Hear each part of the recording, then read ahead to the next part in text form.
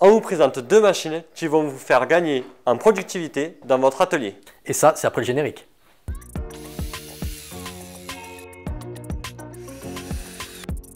Salut à tous, salut à toi.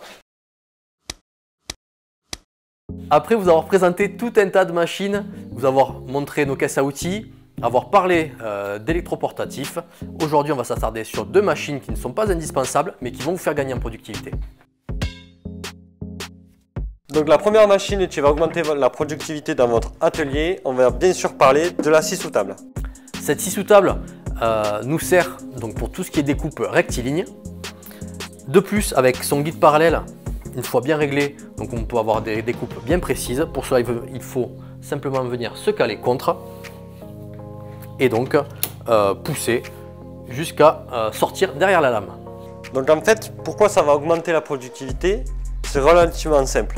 En fait, ça remplacera les tréteaux et le bois.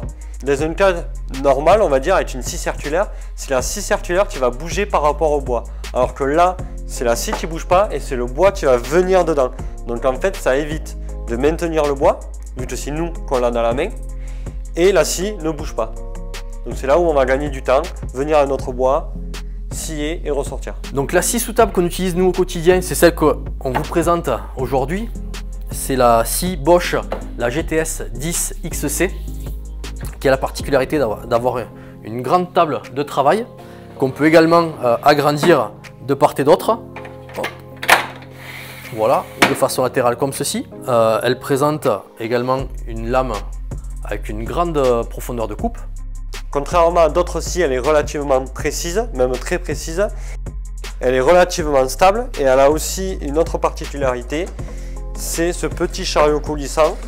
On peut venir rajouter un petit guide à onglet, donc ce qui nous permet de faire des coupes d'onglet ou des coupes d'équerre grâce à son mécanisme.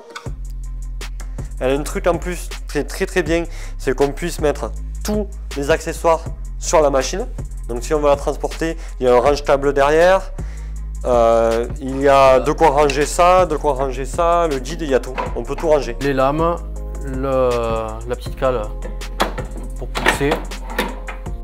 Elle est équipée d'un moteur de 2100 watts, ce qui fait qu'elle est puissante, et un variateur électronique, donc c'est un variateur qui se gère automatiquement toute seule. Donc qui adapte la puissance en fonction de la résistance et du bois qu'elle est en train de couper. C'est une machine qui a un budget assez important, mais au vu des caractéristiques techniques et des possibilités qu'on peut faire, c'est vraiment un investissement que nous on ne regrette pas. Ah non, du tout.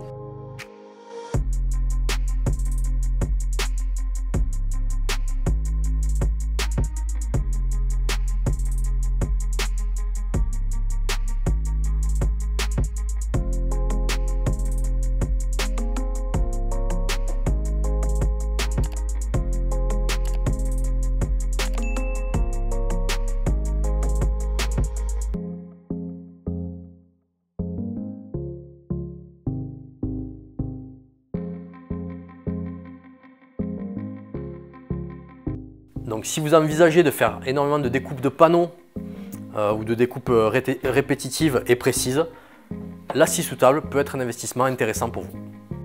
On passe à la seconde machine qui augmente la productivité. Allez. La deuxième machine qui selon nous va vous faire gagner en productivité et qu'on voulait vous présenter aujourd'hui, c'est la scie à onglet, comme celle-ci, ou des scies radiales pour d'autres modèles. On est un petit peu différent du cas d'une scie sous table, car on vient de poser notre bois, il ne bouge plus, il est calé et c'est la lame qui descend.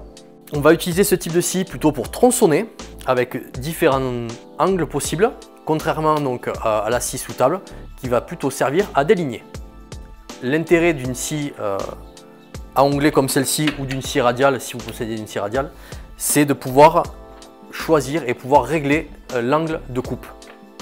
Alors il y a plusieurs axes de réglage possibles. Vous voyez, donc à la fois dans ce sens et on peut également la faire pivoter sur un autre plan.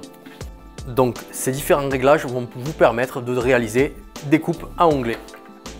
Du coup, cette machine est équipée de son piétement qui est d'origine, qu'on n'a pas souvent avec les autres scies à onglet ou radiales. Ça a présenté un réel intérêt puisqu'on la prend souvent sur chantier donc on n'a pas forcément l'établi pour pouvoir la poser. Donc voilà, là elle est directement posée sur ses pieds, effectivement. Un autre aspect pour nous qui était important, donc qui est dans la continuité de ce qu'on vient de vous dire, vu qu'on la déplace et qu'on la prend souvent sur chantier pour nos réalisations, on avait besoin d'une machine robuste, donc c'est pour ça qu'on a choisi celle-ci. Vous pouvez voir qu'il y a très peu de pièces en plastique. C'est ça. Elle fait assez, on va dire assez mastoc et assez rustique de par sa composition, mais c'est vraiment, ça nous garantit une machine en tout cas qui est costaud et qui va durer dans le temps. Et fiable, ouais. Mais elle fait mastoc, mais aussi elle a un côté relativement léger encore. On arrive à la porter tout seul sur le chantier. Et après, la caractéristique de cette machine, voilà, qui est donc en plus de la scie anglais, c'est que c'est une scie qui est basculante. Vous pourrez voir sur la vidéo la manière dont on la plie, on la déplie facilement.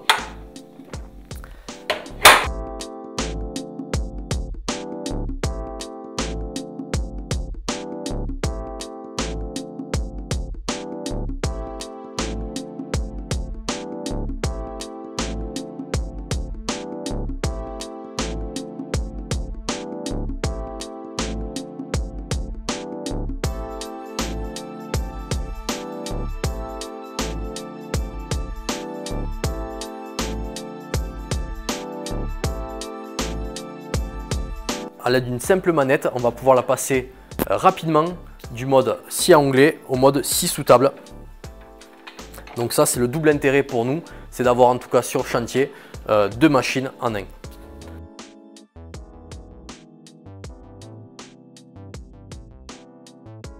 vous avez compris l'intérêt de cette machine pour nous sur chantier, mais pour vous, peut-être qu'elle ne sera pas adaptée. Donc le mieux c'est d'avoir quand même deux machines séparées parce que nous on voit vite les limites déjà au niveau de l'ouverture de la table et aussi pour gagner en productivité, c'est le but de cette vidéo, c'est mieux de les avoir séparées. Vous avez compris donc tout l'intérêt de ces deux machines et comment elles vont vous faire gagner en productivité dans votre atelier. On espère que cette vidéo vous aura plu, si c'est le cas n'hésitez pas à nous laisser un petit pouce bleu et restez connectés pour la suite du défi. À demain! À demain!